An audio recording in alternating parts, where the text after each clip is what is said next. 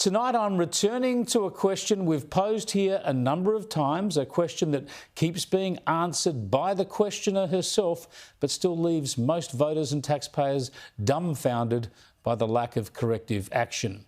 The question, of course, goes like this. What kind of person do you think I am? Yeah, Senator Lidia Thorpe gave us another insight into that question and how to answer it yesterday. Lydia Thorpe ripped up Hanson's motion and threw it in her face before making her feelings known as she left the chamber. Yeah, she's that sort of person.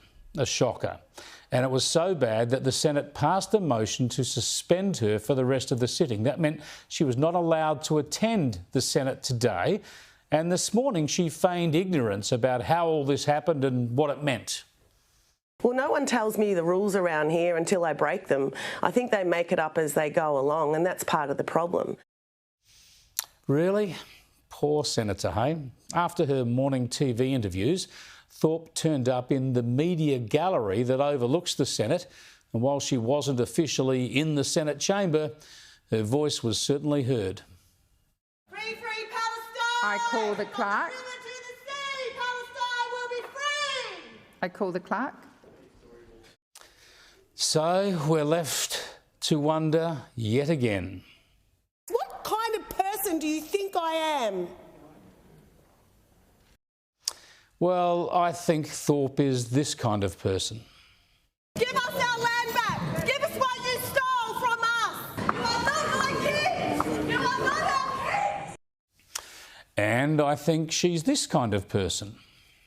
Any black man that stands with a white little like that, you can all get too. And as you all know, she's also this kind of person.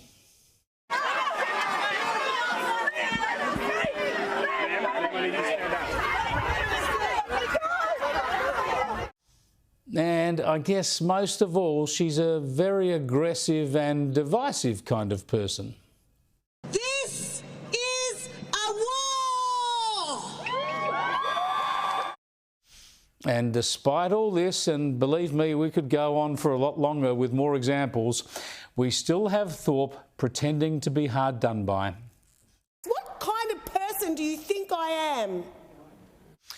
Well, Thorpe is the sort of person who gets into the Senate on the back of the Greens party vote, then breaks from the Greens and stays in the Senate for a full 6-year term on a package worth about $300,000 a year until she finally faces voters under her own banner. That won't be until 2028, when no doubt she'll fade into obscurity. But until then, she seems determined to continue portraying herself as a victim and making ridiculous claims.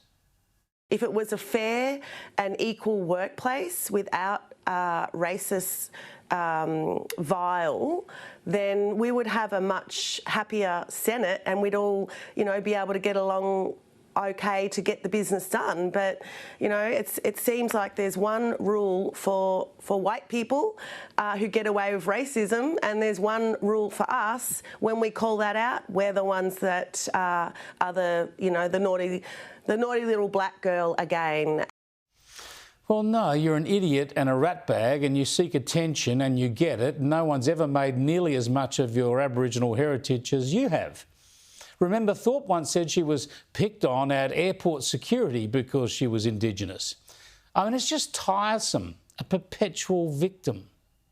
I will not stand there or sit there and be silent when people of colour are being attacked with racism. It is violent, it hurts. But the thing about Thorpe is that she gets this attention, how could you ignore it? And she stirs up other senators and standards plummet. It's not all her doing, of course, but she sure helps. You're not just vindictive, mean, nasty. You bring disgrace to the human race. We were told Senator Thorpe, sit down now. today we bring the people's protest into Parliament. Free, free Palestine. They engage the most loopy, far-right extremist and kooky views I'm quite happy to remove this because this is not what should belong in this parliament. What a circus, eh? This is why a number of commentators and politicians I notice now are starting to use the analogy I first wrote about in a column about a decade ago, and that is that the Senate increasingly looks like that bar scene with all the crazy characters in Star Wars.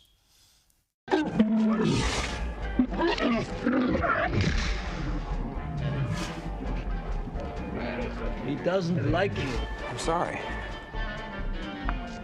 I don't like you either. You just watch yourself. We're wanted men. I have the death sentence on 12 systems. I'll be careful. Yeah, you'd want to be careful in the Senate, wouldn't you? You never know what kind of person you could run into. We can all see the problem, and people around the country are furious to be paying for Lydia Thorpe's salary, for instance, but what's the solution? Well, I reckon there are two clear solutions, and they both require constitutional change and therefore a referendum.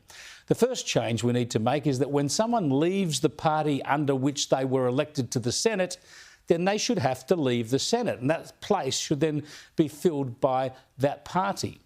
And second, and I think this is more important, and it's more attractive too for all kinds of reasons, we need a smaller Senate.